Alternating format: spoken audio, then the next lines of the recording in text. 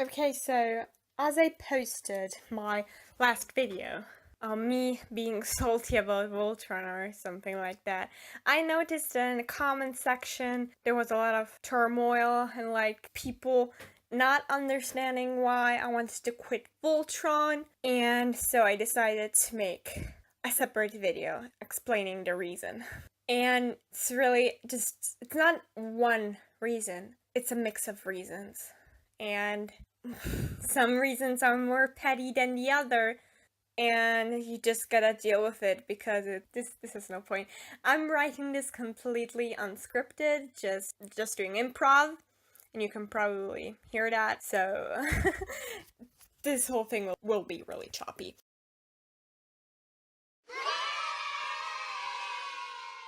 It's just that the first half of the season, I didn't mind that much. I actually liked it. I was like, this is doing pretty good. I'm actually pretty happy.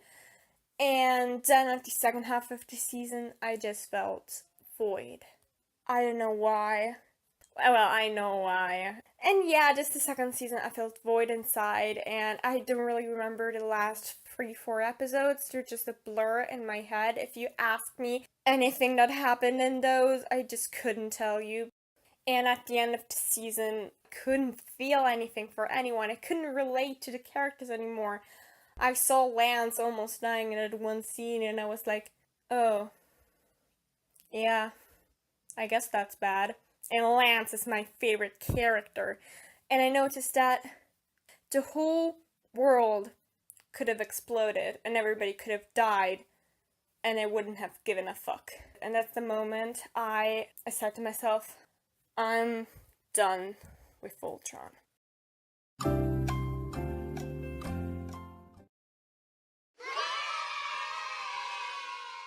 Let's start with one of the many reasons. This is not a problem only from season 7.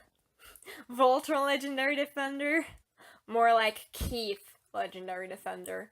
I'm sorry, I guess it's a good thing for all the Keith stans that there's so much Keith screen time, but he's not my favorite character. And so seeing him there doing all the work 24/7 is not ideal. Like, let Shiro kill Sendak. Why did Keith have to swoop in the last fucking second? It's about him. And okay, I was kind of fine with all the Keith screen time in the first few seasons because Keith was actually a kind of likable character, but this season he was just a fucking asshole. Like, don't want to be stuck here for eternity with Lance.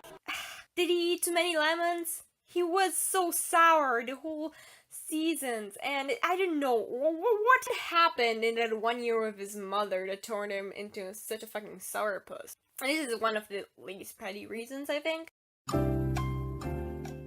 And then, of course, Adam dying. The fandom was pretty split on this one, and they were like, people were sad that Adam died, people were angry. And then there was the other side where people were like, he was just a side character. Why are people sad he died? And I wasn't sad about him dying. I was angry that I didn't feel sad that he was dead. In my opinion, you should feel something. At least any kind of strong emotions. Every time someone dies, no matter how little importance the character in the story had. The problem was that he should have been a kind of bigger role, I guess. I don't know. I read one of the tweets and they said that he wasn't meant to be like a recurring character. Then why? Why did it have to make that announcement? I was so happy when they announced at the San Diego Comic-Con that Shiro had a boyfriend on Earth. And we were gonna meet him in the season, but we actually didn't. And it's like, if they didn't say anything, I wouldn't have guessed from context that they were like in that kind of relationship. And you can't fucking blame me, there's just not enough evidence. Like, yeah, that talk at the beginning, and then But then when he died and he went to his tomb or whatever that was, like, he didn't even cry.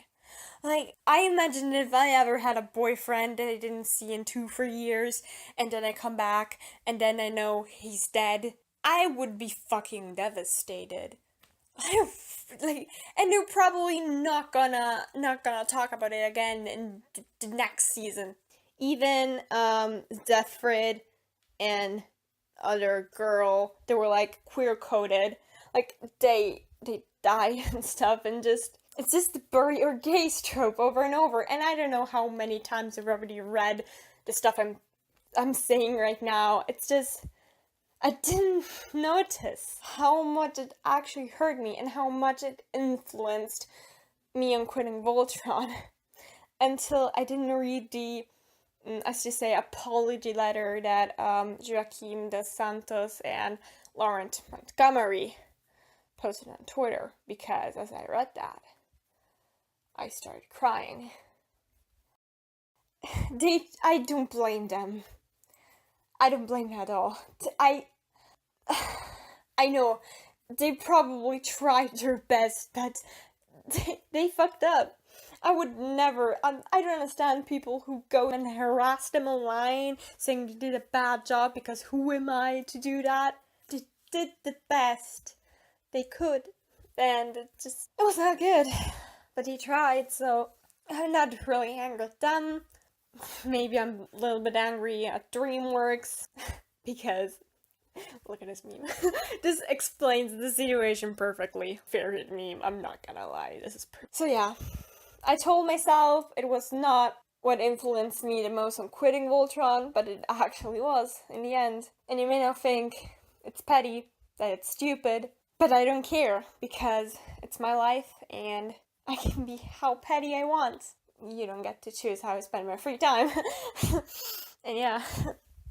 Another little reasons that weren't really important in me deciding to stop, but were still annoying to me, were Allura Lands that will probably become canon out of nowhere, because it was just really random. You can't deny that. Allura was so not into Lance for 6 seasons, and now she's like, stay safe out there. Blushy blush. And also probably Keith and Axa becoming a thing, and if it actually becomes a thing, then I'm going to be, oh yeah, I'm really glad I left the show, because just Keith is gay, you can fight me, it's my headcanon. Okay, but these are just really little reasons. In the end, I think, even though all these reasons were things that pushed me into quitting Voltron, I think that the main reason is that I never really liked Voltron. I always thought it was a decent show. Only decent, nothing more.